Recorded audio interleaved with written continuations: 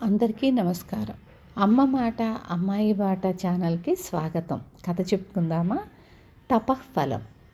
పూర్వకాలమందు రాజ్యవర్ధనుడు అనే మహారాజు ఉండేవాడు. ప్రజలకు అతనంటే ప్రాణంగా ఉండేది. రాజు కూడా వారిని కన్నబిడ్డల్లాగా పాలిస్తూ వచ్చాడు.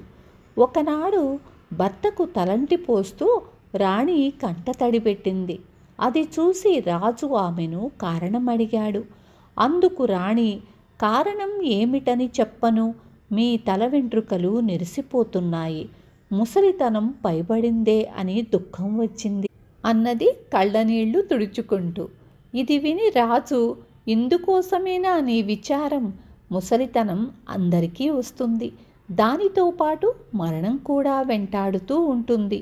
ఇది సహజమే కదా, ఇవాళ కాకపోతే రేపైనా చావవలసిన వాళ్ళమే కదా, అందుకోసం విచారించటం అనవసరం అంటూ సముదాయించాడు.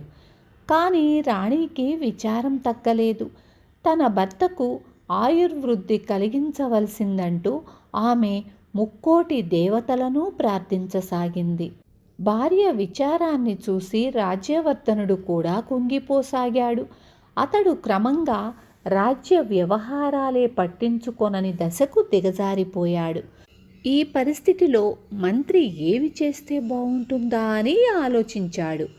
వృద్ధాప్యంతో పాటు మానసిక ఆరోగ్యాన్ని కూడా కోల్పోతున్న రాజు ప్రక్కకు తప్పుకోవటమే రాజ్యానికి క్షేమం అనుకున్నాడు. రాజ్యభారాన్ని మోసేందుకు రాజ్యవర్ధనుడి పెద్ద కుమారుడు ఉండనే ఉన్నాడు.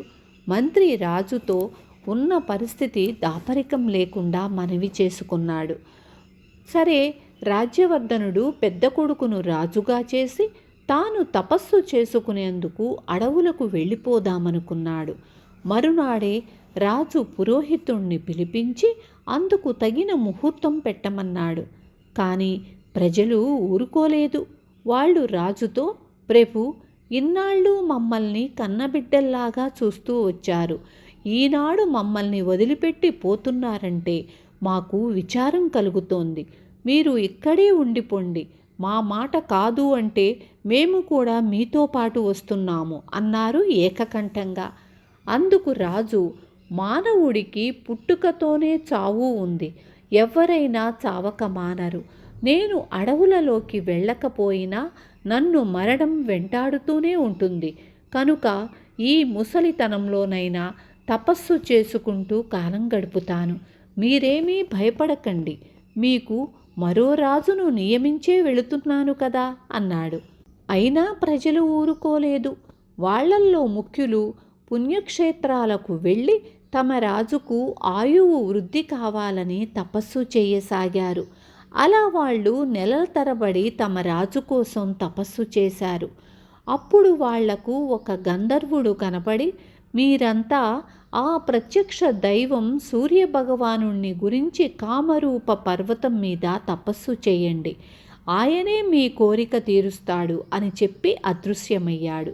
అందుకు వాళ్ళు సంతోషించి కామరూప పర్వతం మీదకు వెళ్ళి ఘోరంగా తపస్సు చేయసాగారు.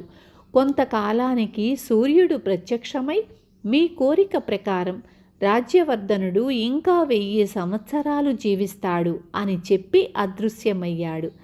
తపస్సు ఫలించింది కదా అని వాళ్ళు సంతోషించారు. మహారాజుతో ఈ సంగతి చెప్పారు. కానీ రాజుకు సంతోషం కలగలేదు. అది చూచి రాణి, ప్రజలు మీ యందు గల భక్తి విశ్వాసాలతో సూర్యుణ్ణి ప్రార్థించి వరం సంపాదించుకువచ్చారు కదా, ఇంకా మీకు విచారం ఎందుకు అని అడిగింది. అందుకు రాజు, నువ్వు చెప్పిన మాట బాగానే ఉంది. నా ప్రజలు నా కోసం ఇంత కష్టపడి వరం పొంది వచ్చారు. సరే, నేను 1000 సంవత్సరాల కాలం జీవిస్తాను. కానీ నా మీద విశ్వాసం గల ఈ ప్రజలు అంతకాలం జీవించరు కదా.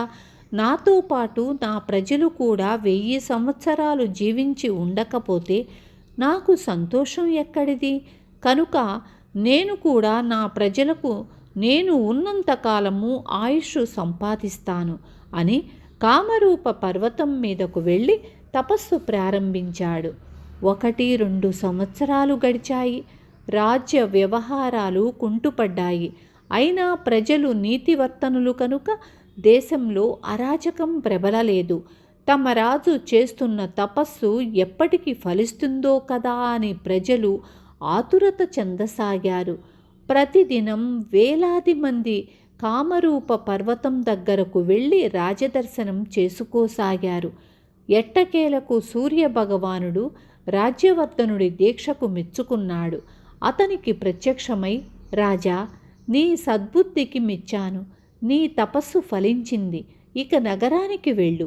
నీ కోరిక ప్రకారమే నువ్వు జీవించినంతకాలము నీ ప్రజలు కూడా జీవిస్తారు అని వరమిచ్చి అదృశ్యమయ్యాడు.